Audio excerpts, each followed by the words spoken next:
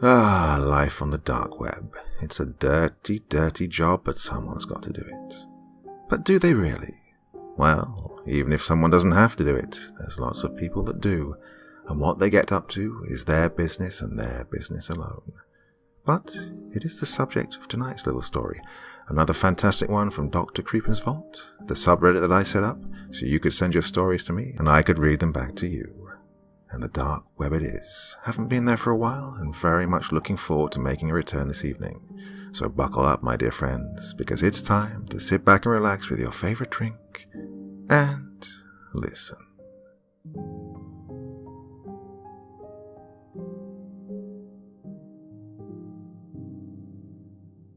My story is a long one and mostly uneventful. That's the way I like it. Uneventful, quiet, forgettable.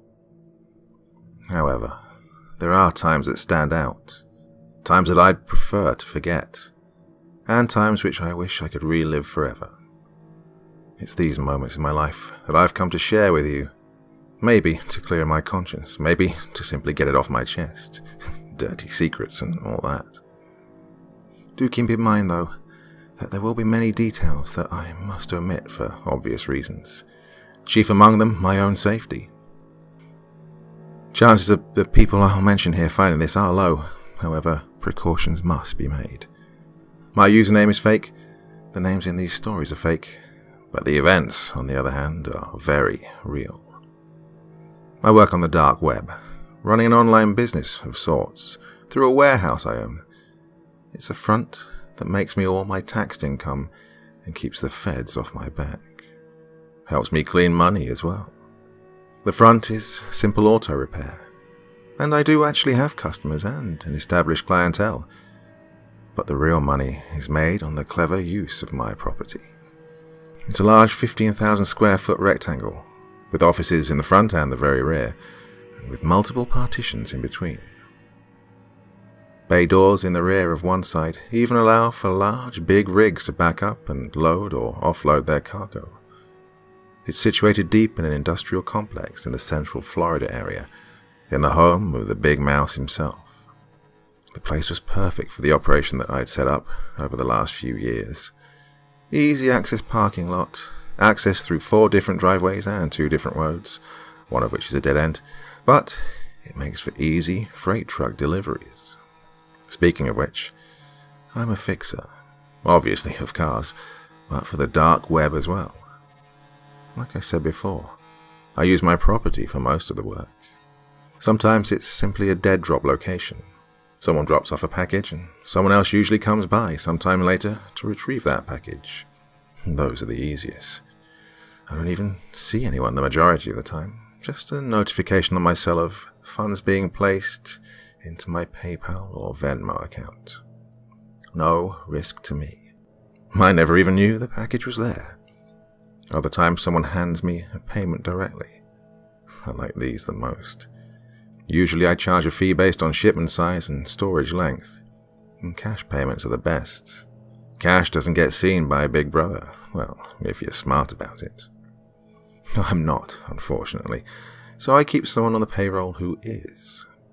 They manage not only my personal and legal business accounts, but the off-the-books accounts as well. Sometimes I make hot items disappear. Automobiles, electronics, parts for one thing or another, doesn't really matter. Sometimes I'll buy the product myself. Other times I work for a broker. A little more complicated, a little higher risk, a little off the top for the broker, but a bigger cut at the end of the day. And sure, if I get caught with this stuff, it's certainly jail time for me. But that's the beauty of a place that's out of the way. Nobody really comes snooping around unless they're looking for trouble. I'm also the last stop in a lot of delivery chains for the Orlando area. A package will be dropped off without any exchange of words. Simply a slip of paper with a code or phrase on it. A few hours may pass, maybe a day, and someone else will drive in to claim it, simply handing off another slip of paper containing a matching phrase. I really only have one rule to this job. No talking. I don't want to know your name, where you came from, how the weather is. No, none of that. Your life and mine don't get to mix. I don't talk to you, you don't talk to me. Nobody gets in trouble, and we all get paid. Of course, that's the way I like to run things. It doesn't always go as planned, though. And that brings us to both my least and favorite part of working on the dark web, actually dealing with people from it. Like I said once already, I'm a fixer. Sometimes I'm fixing people, sometimes I'm fixing their problems. Many times that happens to be other people. I'm no stone cold killer, and I won't be. The pay isn't high enough for that. I'll rough someone up if I'm paid to, and I'll protect what's mine if need be. Now, with the introduction out of the way, I'll choose the name Jack for these little confessions. I like to think I'm a jack of all trade when it comes to this stuff, so, well, there you go. Our story starts way back, about 10 years ago, on a Floridian winter day. I was about a year into the business before my first major problem happened. I had little things happen in the past, like shipments that never got to me, or deliveries that never made it to their destination from my location. Stuff like that. This time was different, though. Nobody arrived to take receipt of a shipment. I walk the warehouse twice a day. Once when I arrive in the morning, and once before I go home. It wasn't unusual to see cargo not move for a few days, even a week. Many times it would come and go without me knowing when. I just get the payment for being a dead drop. Now, by this point, I only had 2 of what I now call lanes sectioned off. One for packages that would come and go quickly, a day or 2 at most. Another section that was designated long-term, though, like I said, nothing more than a week really stayed there. These days, the business is bigger, with more product, and I will see things sitting around for weeks in my long-term lane. But this was long before I had my first long-term storage request, and it was actually supposed to be in and out within the same day. It was a single box, about 4 feet long and about 6 by 6 inches tall and deep. Now, I do keep a vague log on a burner computer.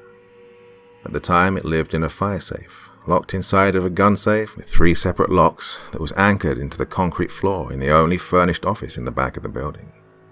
I say furnished, but it only had a folding desk, a small rolling chair, a safe, an incinerator, and a mini fridge in which I kept a couple bottles of good whiskey for the rare occasion I discussed business on site. I'd take loose notes on what was in the warehouse in the morning, match it with what I was expecting to be there, and repeat at the end of the day. Taking the notes on a single sheet of paper that I would burn after logging into the computer. Now, I can already hear you ask, why transfer it to the computer at all? If you're trying not to have any evidence, then why bother with the computer? Well, to that, I simply say, if I'm found out, it doesn't matter if I even burn the computer. The whole thing is happening inside of my building, and my fingerprints are everywhere. Nothing to be done about that. If worst comes to worst, there's a firebomb set to trigger upon my not defusing it, and resetting the timer at least once every few days. And yes, there is a second one inside the fire safe, with a computer in it as well. It's risky, sure. But as they say, a life without risk isn't one worth living. So, my daily routine is, arrive about 6 in the morning, reset the security measures, spend a couple hours taking inventory and matching that inventory to my register, go back to the front and run the shop, which is basically just manage my regular employees, who get taken care of if they get nosy, of course. When the day's done, I lock up the front, take inventory a second time, and leave when I'm ready. Sometimes it's as early as 4, sometimes as late as 10. Depends on what's going on. Now usually, a purchase on the dark web can be made in a variety of ways. Payment in full before shipping, after shipping, split through some percentage before and after delivery, you name it. It just depends on the seller preference most of the time. I'm sure you can imagine that buyer's remorse isn't really a thing that we have to deal with either. You understand. It's like, If you buy drugs from someone and you get ripped off, you can't really go to the cops and tell them you tried to buy coke and got powdered sugar instead. Oh, I knew this particular seller, though, was a payment in full, upfront type of character, so his delivery network was stout. And yet here, this box was. Unmarked except for the letters and numbers I asked to have on them to identify them. And it's still here after its pickup time. Now, I don't mind keeping things around for extra time, don't get me wrong, but it was taking up space and someone was going to need to pay for that slot. I run a business, not a charity, and space in my warehouse, even in the early days, was limited. And I didn't rent that space for beer money either.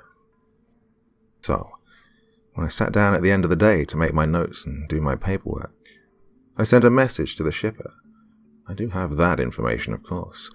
Not where they came from or anything, just who they'd come from. Now, this guy, we'll call him Steve, was a regular for me. He wasn't a big mover, but he was consistent, and so were the people he used to pick up as well. Usually. Exceptions to every rule and whatnot. Well, so, I sent him a message, expecting him to get back to me the next day or so, not really thinking much of it while I set back to work on the rest of the inventory. About 15 minutes went by before the burner phone I used as a contact number for this business rang. I didn't answer it. I always let it go to voicemail first. If it's important, they'll leave a message and I'll call them back. Sure enough, there was a message less than a minute after the phone stopped ringing. I played it back. "Call me back." The voice on the other side was rugged, a 2-pack-a-day smoker type of rugged. It could be Steve. So, I did as I was asked. It rang once more before being picked up, though there was only silence on the other end. "Steve?" I asked cautiously. "Yeah," the voice responded after a moment. "The guy who was supposed to pick up didn't do it?" "No. New guy?" I asked. I wasn't a fan of business over the phone then. Still don't like it, but I make exceptions from time to time. "No, this was supposed to be one of my regulars." "Well," I started, "I'll keep in an extra day on the house, but past that..." I trailed off. "Yeah, I got it. I'll do what I can. I'll call you from this number again if I can't get it moved on time." "Good," I replied, hanging up. It was important to be firm and to the point, exude power and authority, but don't overstep it. Steve was a good customer, always paid on time, almost never had packages sitting longer than they were supposed to. So I gave him the extra day. It was good for relations to do a pro bono case once in a while. Word gets around. Well, it's how I've built what I have now. Firm, but understanding. So I finished my work for the day. Locked up the warehouse and was getting into my car when a red pickup truck pulled into the parking lot. It was almost 9, and I was ready to go home. The next day was Friday, and I was really looking forward to my weekend, which started on Friday. I think now is a good time to mention that I have high-definition cameras set up on the inside and outside. Hot shit back in the day. I also had a security door put in place with a keypad that changed its code once a week. This code was sent to a computer I had set up at home as a server. It, in turn, sent the information to people who would need it to make their deliveries or pickup. The whole thing was set up by a tech-savvy friend of mine. All I had to do was send the information via Messenger from my laptop at the warehouse, which I did at the end of every day. Needless to say, I wasn't worried about people coming and going throughout the night. If, and it was a big if, anything were to be suspect, I'd know every detail I'd need to. Normally, with the security being there, I'd leave and not bother to look back. I had a few clients that looked out for me for one reason or another, and I could call on them if I needed to. Protection of product is a big deal with some of the more expensive items that may get moved through my hands. But today, something nagged at me to stay behind and wait. Could have been the fact that I had an undelivered shipment sitting in the lane. Could have just been nerves. Whatever it was, it made me wait and watch as this pickup truck reversed up to the back door. 2 guys got out, leaving the truck running. They approached the door, but didn't punch the code into the keypad. Instead, they turned back around and opened the tailgate, both of them hoisting out a long pry bar, looking right out of the truck bed. It must have been heavy, because it took the both of them to lift it. They jammed it under the door and wrenched it upward, the both of them. The metal door buckled and bent, but didn't come off the hinges, though there was a visible gap, even to me from across the parking lot. They then stuffed a chain into the space at the top, fished it out from under and through the bottom of the door, wrapping it around the trailer hitch to secure it. One ran around to the driver's side of the truck, hopped in and put it in drive, speeding away from the door. The chain pulled tight and ripped the door from the frame. The sound was louder than I expected, as the door bounced and slid across the parking lot. The driver got out, unhooked the chain, then backed the truck up to the now doorless doorframe. They were in a hurry. He left the door open and the truck running as they rushed inside. They hadn't noticed me sitting in my car, parked diagonally about 50 feet away. There were no streetlights in the back, only one dim light that illuminated the now empty doorway. So not only did they not see that I was there, but they didn't see me retrieve the silenced 9mm that I kept in the glove box. Now, like I stated before, I'm no hitman, but nobody deals within the dark web without protection. One of the early payments I'd received at some point had been the gun and its silencer. It wasn't anything special by any means, but it would get the job done if need be. I approached the truck first, peeking in to see if there was anyone still inside. I'd left the doors open, so I wasn't really taking any unnecessary risks. I approached the door, stepping through the condensation coming back from the truck's tailpipe. The temperature had dropped into the low 40s as night had fallen, and though the cold wind bit at my nose and fingertips, my heart was pounding in my ears. There was sweat around my neck, and I had to force a smirk from my face, remembering that this was business. Peeking around the doorway, I saw the 2 guys scanning the lanes, walking slowly away from me. I heard one say, "I know it's long, addressed to some guy named Augustine, or some pretentious shit." I didn't see any weapons on them, but that didn't mean they didn't have any. I pulled the neck warmer up over my nose and mouth, and entered the darkened warehouse. I knew where they were, and I knew the layout of the place like the back of my hand. If I played my cards right, I could get the drop on them. I prefer not to have to kill anyone, but if it came down to it, I was prepared. I stuffed the pistol in the back of my waistband and picked up a crowbar from the corner of the room as quietly as I could, creeping in closer. "It's gotta be around here some fucking place. The guy said he hadn't picked it up yet. At least he was right about the place being empty at night." "Will you shut up already?" the other said. "Breaking into this place is fucking risky. Who knows whose stuff this is?" "Wanna peek around?" the first asked, stopping for a moment and looking around with a flashlight at all the boxes and crates stacked all around him. "Could be some good shit just waiting to be taken." "Fuck no, you moron. Didn't you hear me? A lot of this stuff probably belongs to people who would kill you like it was fashionable. Let's just get what we came for and get the fuck out of here." When the guy closest to me had his back turned, I stepped from cover and got within striking distance and swung the crowbar like a baseball bat, slamming it into the side of the guy's head. I tried not to swing it with all my might, and there was definitely a deep thunk when it connected. But the adrenaline was racing now, and I disappeared into the shadows before the guy had even hit the floor. The flashlight dropped onto the ground first, the bulb inside blowing out. To this day, I think that's what saved me from getting caught, because it rolled right over to face me. It was stealthy, sure, but it was definitely not unnoticed by the second guy, who seemed to have found what he wanted and was picking it up when I'd hit the first guy. The guy I hit never really made any vocal sounds, but his body hitting the floor sure did. And his friend snapped around, turning the flashlight in what he thought was his friend's direction. I couldn't see him clearly because of the flashlight, but he was definitely moving in my direction now, searching for me. I made a move around some large crates, trying to get behind the second guy. "Oh, fuck, man.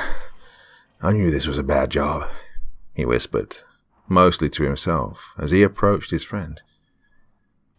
"Dude, get up."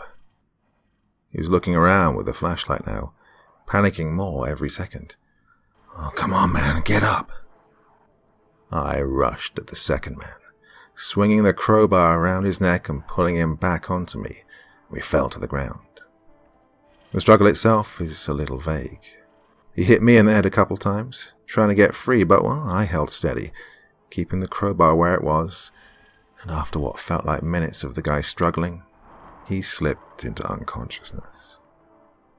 I pushed him off of me with a groan. I walked over and flipped on a couple of overhead lights and set to work getting the guys tied up with some ratchet strap tie-downs. I pulled out my phone and called Steve again. 2 rings this time, and he answered. "Hey." His voice came through as rough as the first time. "Whatever you've got sitting in my warehouse is hotter than shit, and I want it gone." My tone was flat. I could hear him sigh heavily, and then, "Oh, fuck. I'll be there myself in an hour." "Yeah, and you can help deal with this mess we created as well." I don't like to think I'm a demanding guy or anything, but I was still running on the adrenaline, and the cigarette I'd lit wasn't helping in the least. "Ah, hell." He sounded a little more distraught, but more out of inconvenience than anything. "Okay, I got some guys in the area that I can call on. Be there soon."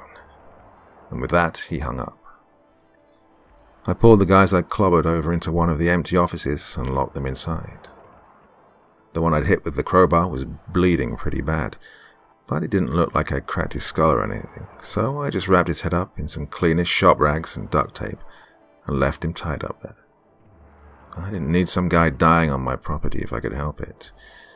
Bad mojo, that. I walked outside and parked the truck out of the way and dragged the door inside.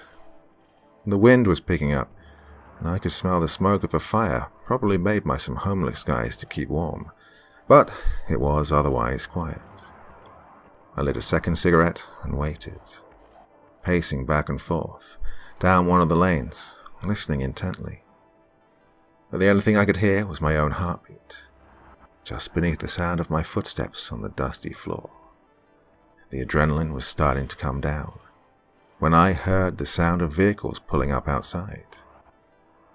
I peeked out again, grabbing the grip of the gun under my coat and approaching the door.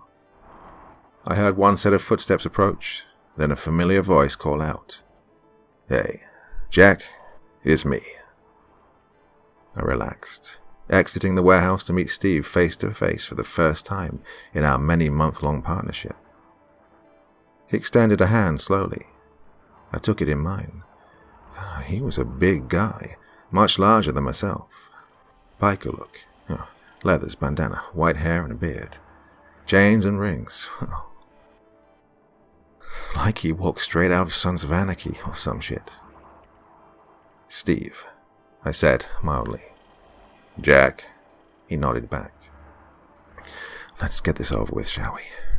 I was stressed enough as it is, anxious to get home and have a stiff drink.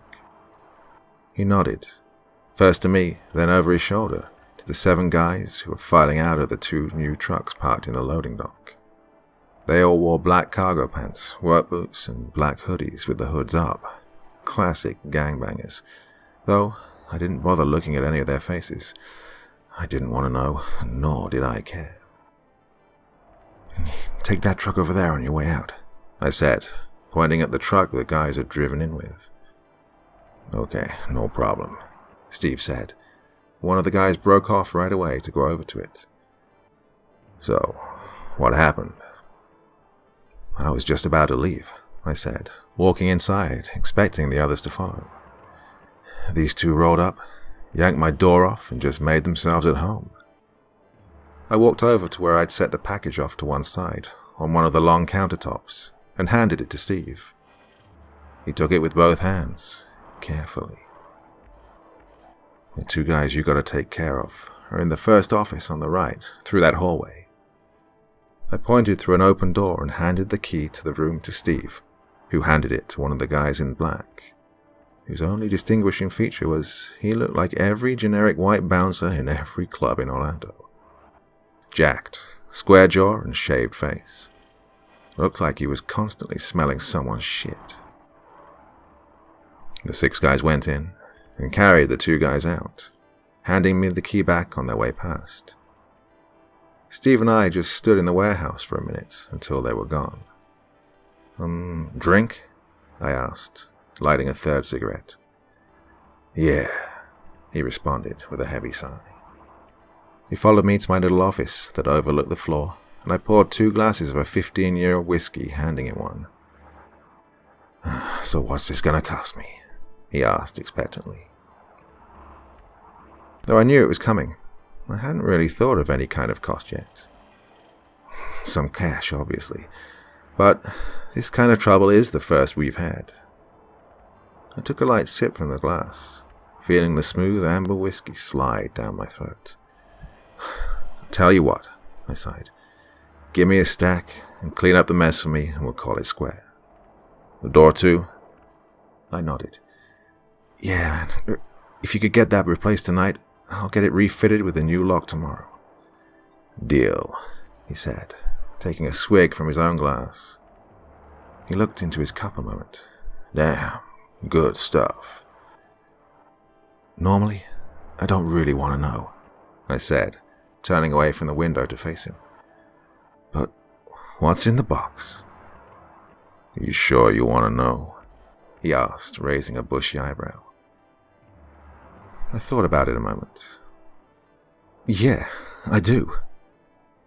What was worth breaking into an underworld storage facility and risking your life for? Look, these guys knew that there was some shit in this warehouse. They knew it was connected to some seriously shady and powerful people. What was worth that risk? He set the box down on the table, pulled out a switchblade and cut the tape open. You sure? He asked once more. I merely gestured with the glass in my hand. He opened the cardboard box and pushed aside the packing peanuts, lifting out a long, thin black case. It was the deepest black I'd ever seen. It didn't shine or even look like any kind of material that I'd ever seen before. It was like my eyes couldn't quite adjust to looking at it. I couldn't see a seam or a hinge or anything. When he set it down on my desk, it looked like someone had opened a window into the vacuum of space. You gotta open it for yourself, though. I'm not gonna do it for you, he said, looking away. That should have been warning enough. This guy looked like the type of guy who ate nails for breakfast, and had probably seen things that would keep me up for days. Even as I sit here, recounting this, I know I'm not going to be sleeping for a few nights. What I saw inside that box defies all logic, all reason. Nothing I'd ever seen before or since has come close to giving me the vertigo than what was inside that black void. What I saw when I lifted the lid of that box didn't have a form I could put into words. I only saw it for a second before I dropped the lid closed again. Turning for the trash can, I emptied my stomach of its contents and instantly broke out in a cold sweat. What? I stammered, my composure completely broken. What is that? I don't know, but the guy who brought it told me it wasn't from our dimension, whatever that means. Steve was placing it carefully back inside the packing material and closing the flaps on the box when I turned back around to face him. I'm sorry this thing caused you the trouble it did. I didn't think anyone would be trying to get their hands on it. Look, I've got some connections that will track down. I raised my hand to cut him off. I don't want to know, I breathed. Just pay me the dues and we'll put this behind us. I don't want to hear about it again. And I didn't. Steve and his crew left after putting a new door on the hinges, and I went home to drink myself into a stupor for a couple of days. Until a couple of weeks ago, I'd all but forgotten about it. But after writing this, it'll be another few sleepless nights, drinking to forget.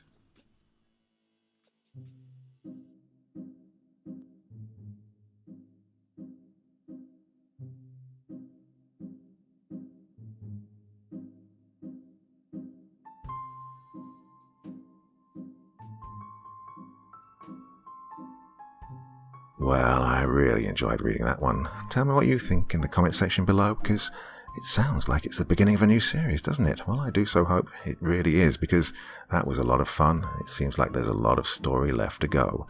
Well, it's Friday again, and with any luck on Sunday I'll be drawing the Vigilante series to a conclusion. If not, then I'll definitely be back with you next Monday. Until then, my dear friends, have a lovely weekend. Good night, and sweet dreams.